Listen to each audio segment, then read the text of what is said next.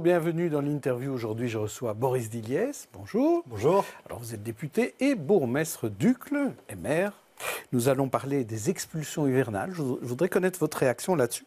Parce que le PS propose qu'on suspende les expulsions en hiver et donc que les CPS suppléent les manquements de locataires en période hivernale. Quelle est votre réaction? Je vous propose 3 types de réactions. Réaction A, il est temps de trouver une solution à ce problème. B, la région ne doit pas intervenir dans les affaires privées. Et C, on y a déjà bien sûr pensé à Uccle. Alors, il y a plusieurs réponses possibles. Oui. C'est vrai qu'à Uccle, il y a un travail important qui est fait dans le domaine social par Valentine Deloire et Stéphane Cornelis. On fait en sorte effectivement qu'il n'y a personne aujourd'hui à Uccle qui dort dans le froid. Hein. Donc, les structures sont mises en place et fonctionnent très bien.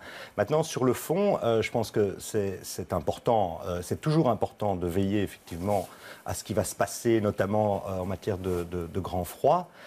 Pour autant, moi je ne voudrais pas, et on va regarder la proposition dans le détail, mais je ne voudrais pas qu'on considère que systématiquement, en effet, le propriétaire est un riche. C'est souvent ce que les socialistes ont tendance à dire, c'est tout propriétaire serait un richard. Or, ça n'est pas du tout le cas.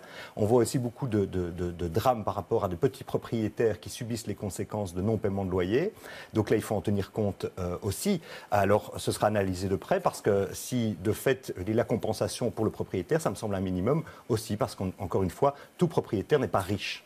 Vous aurez donc l'occasion d'en discuter au Parlement. En tout cas, le temps que vous allez encore rester au Parlement. Parce que vous aviez parlé la dernière fois de partir en janvier. En janvier. C'est confirmé? Oui, c'est confirmé. Alors, parlons de cette proposition dont on a beaucoup parlé déjà depuis la fin de la semaine dernière. C'est le SPA, et notamment Pascal Smet, qui est sorti avec l'idée du One Brussels, cette ville-région avec des districts, avec un seul CPS. Et chaque fois qu'on l'interrogeait là-dessus, il disait « Oui, mais Boris Diliès est d'accord avec moi ».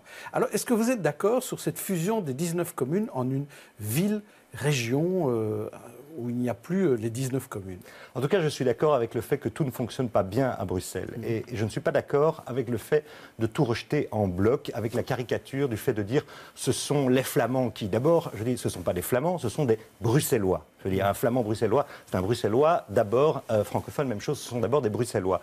Donc, c'est important, c'est même, selon moi, indispensable qu'on puisse sans arrêt, effectivement, remettre notre ouvrage sur le métier.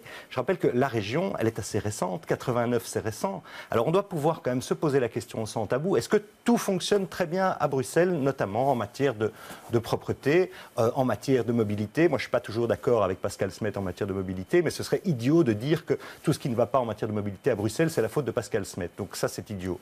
Mais refuser en bloc toute discussion de la part des francophones en disant non, qu'on ne touche à rien, ça, c'est une mauvaise idée. Parce que si tout fonctionnait bien à Bruxelles, ça se serait. Je vous parlais de la propreté. Est-ce qu'il est normal que, selon que vous habitiez une voirie communale ou régionale, vous avez un balayeur différent, mais aussi vous pouvez aller vous plaindre soit à la commune, soit à la région. Quand on voit le patchwork qu'est Bruxelles en matière d'aménagement de l'espace urbain, 19 choix de bancs, 19 choix de poubelles, et chaque fois autant de marchés publics, donc ça coûte cher aussi aux Bruxellois, ça coûte cher aux contribuables, et ça fait en sorte d'enlaidir Bruxelles. Donc je crois que c'est important aussi, sans tabou, de pouvoir discuter de tout et de pouvoir examiner comment faire en sorte que Bruxelles fonctionne mieux. Alors donc, c'est clair qu'une ville-région avec une seule grosse commune, finalement, vous seriez d'accord. Est-ce que vous êtes d'accord avec le reste? Un seul CPS? Alors, sur le CPS, par exemple, c'est pour ça que je vous dis, moi, je ne prends pas en bloc toutes les propositions qu'a fait le SPA en disant tout est parfait. Mais en revanche, je crois qu'on doit pouvoir discuter de certains points. Je pense qu'un seul CPS, il faut d'abord savoir ce que ça veut dire. Non, évidemment, si on a un gros mastodonte pour les 19 communes, ça ne va pas fonctionner. Mais si on parle ensuite de quartier, je trouve que c'est intéressant. Parce que si on peut là, à ce moment-là, rapprocher effectivement encore le citoyen d'administration, et notamment de l'administration sociale, dans certains cas, je pense que ça pourrait être intéressant. Mais il ne faut pas non plus caricaturer. Je n'ai pas lu la suite, si vous voulez, de l'information qui consistait à dire juste un seul CPS. Si on le décline par quartier, Je pense que là-dessus, il y a des propositions intéressantes. Rappelons aussi que les habitants sont d'abord et avant tout attachés à leur quartier. Ils sont attachés à leur commune, bien entendu, mais ils sont attachés à leur quartier. Oui, ça veut dire qu'il y a un niveau de trop. Ça veut dire quartier et le niveau de la région, peut-être le niveau communal. Je l'ai toujours dit, effectivement, que la région de Bruxelles-Capitale, actuellement, c'est un fatras institutionnel qui doit pouvoir mieux fonctionner. Ça, c'est évident. Alors, évidemment, il parle de langue aussi. Il accepte dans sa proposition, Pascal Smet, qu'il n'y ait pas 50% de flamands au gouvernement bruxellois. Donc ça, c'est une avancée. Mais par contre, il dit que l'anglais pourrait être une langue administrative de contact. Or, on voit que le français est pour 92% des Bruxellois la langue administrative choisie. Oui, mais je pense qu'y ajouter l'anglais, ça a du sens aussi. Je rappelle quand même que Bruxelles, c'est la capitale de l'Europe, c'est une véritable capitale internationale. Donc, ajouter l'anglais, je pense que ça, c'est une proposition intéressante. Mais attention, je dis aussi, en l'occurrence, à Pascal Smet, il faut accepter alors à ce moment-là de revoir aussi la représentativité garantie des Flamands. Il faut pouvoir discuter de tout. On ne peut pas voir le beurre, l'argent du beurre. Je pense qu'à ce moment-là, il faut pouvoir être tout à fait ouvert. Le nombre de députés, par exemple, le nombre de députés, le nombre d'échevins, l'échevin surnuméraire, certainement. Je dis, la population ne sait pas toujours ça, mais je dis l'échevin surnuméraire, le principe, c'est argent contre fonction. Moi, ça ne va pas, je trouve. Je pense qu'il y a un échevin flamand. Il y a un échevin, dans notre cas, c'est le président du CPS, mais qui est un homme de qualité. Par exemple, pour le budget d'UCL, qui est de l'ordre de 150 millions d'euros, on reçoit 800 000 euros parce que le président du CPS est flamand. Il se trouve que chez nous, c'est la bonne personne au bon endroit, pas de problème. Mais vous avez quand même des cas de communes où ils se disent « Ah mon Dieu, il nous faut presque un flamand de service pour pouvoir obtenir de l'argent en plus ». Ça ne fonctionne pas, ça ne va pas. Okay. Cette proposition, c'est la proposition du SPA. On a vu les partis francophones dire non et quelques francophones dire « Mais pourquoi ne pas discuter ?» Mais donc ça va se faire comment?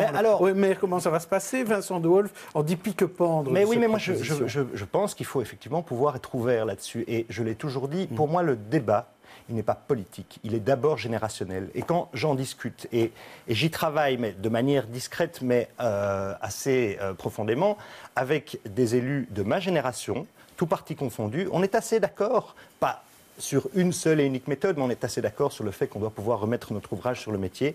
Donc pour moi, effectivement, le débat est générationnel, beaucoup plus que politique. Et alors parfois, il y a peut-être aussi d'autres débats générationnels, comme celui du Stade national. D'après la Libre, lundi, Charles Michel, en bureau du MR, vous y étiez? J'étais pas à ce bureau-là, non. OK, donc vous ne pourrez pas nous le confirmer, mais on a qualifié le projet de stade cher à la ville et à la région de mal torché, de cochonné depuis le début par des amateurs qui auraient dû s'interroger sur l'opportunité de faire un stade bruxellois sur un terrain flamand. C'est sévère pour Alain Courtois. Si le stade était un dossier facile et parfaitement bien emmanché, ça se saurait. Donc je peux imaginer que si ça a été le cas, effectivement, que le Premier ministre soit un peu courroucé du fait qu'on lui renvoie la patate chaude, alors qu'il a quand même déjà pas mal d'autres chats à fouetter. Force est de constater que ce n'est pas un dossier facile et qu'il n'est pas bien emmanché. Maintenant, je ne vais pas faire le malin, ce n'est pas un dossier que je connais sur le bout des doigts non plus, mais je constate que ça n'avance pas.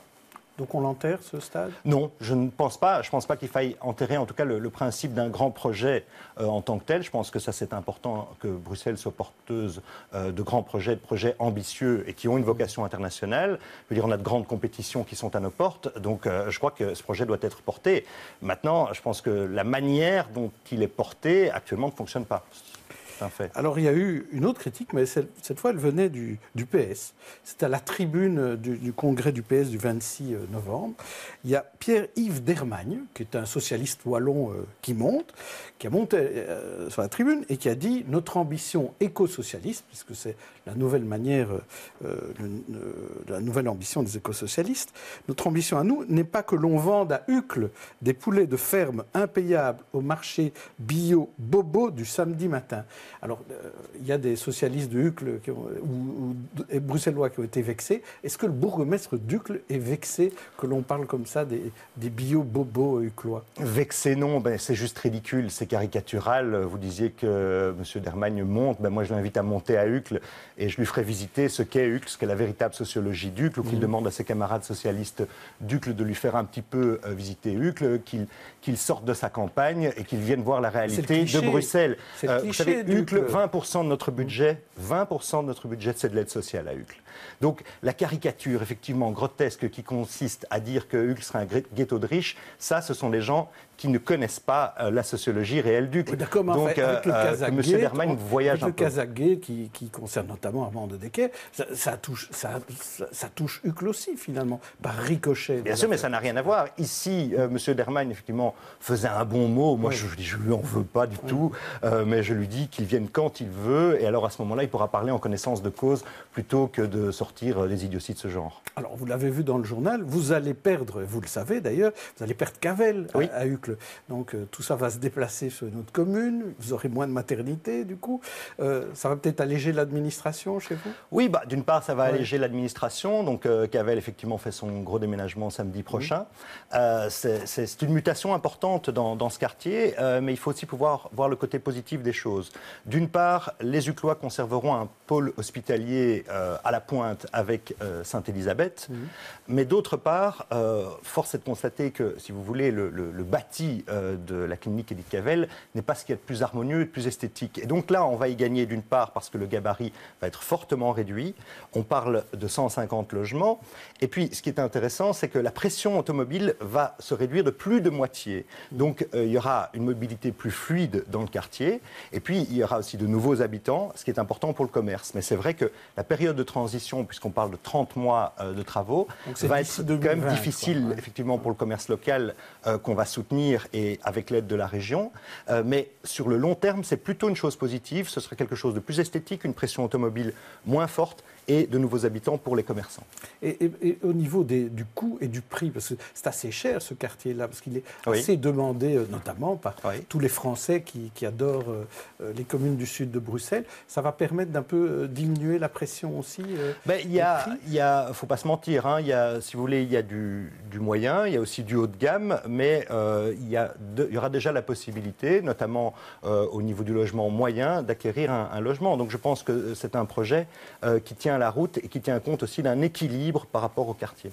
Donc ça donne envie de continuer à Uccle, de rester bourgmestre Ah oui, certainement. Enfin, en tout cas, moi, je suis un bourgmestre heureux, mais l'important, c'est pas que moi je sois heureux, c'est que les Uclois soient heureux.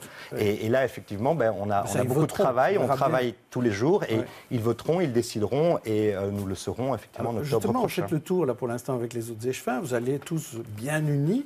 Et Marc Hall, il est toujours là ou il parle de la liste qu'il va mener lui-même aux prochaines communales? Alors écoutez, c'est très simple. Pour l'instant, on a effectivement lancé les soirée de tournée de participation citoyenne. C'est la première fois que ça se fait à Uccle.